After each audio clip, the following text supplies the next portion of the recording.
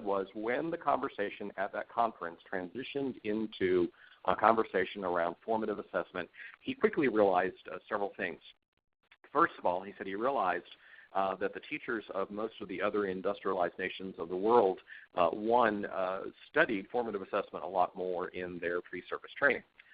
As a result, they were familiar with and well-equipped with far more formative assessment strategies than the typical U.S. teacher. So we didn't have history with it. We didn't have the strategies. And he said, and then there was another element that he had to acknowledge.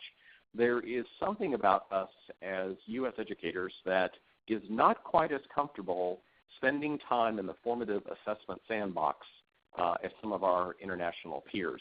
We're willing to do it for a little while, but then we want some type of validation. Okay, this is fine, but how does it rate? How does it rank? How does it measure?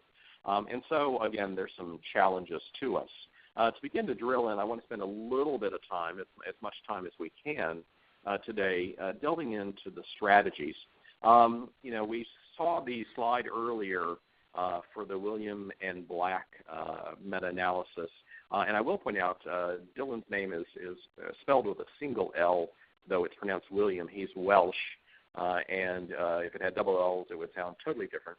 So that is the correct spelling. One thing to be aware of his career post that study is that basically the results were so conclusive and the potential was so great for education that for most intents and purposes, Dylan William has committed the rest of his professional career to studying formative assessment and revealing strategies that teachers can use.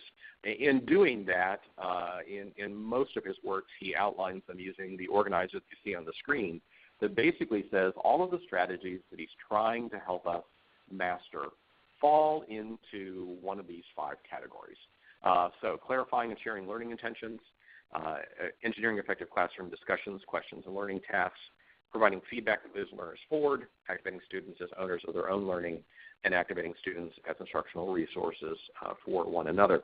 I regret that I do not have it on the screen, but again, it's at the wiki, and I will repost that now and again later with the possibility that some folks have joined a little bit later. There is a direct link in the wiki to one of Dylan's most recent books, which is titled Embedded Formative Assessment, which I highly recommend. The first couple of chapters delves into the research on formative assessment, makes some fabulous connections to educator accountability and effectiveness, which we will reference a little bit later.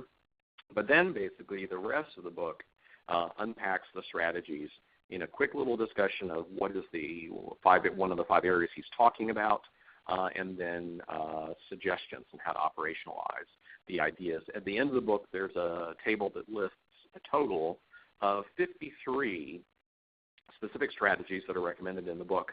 So I find it a very compelling read filled with all sorts of practical examples.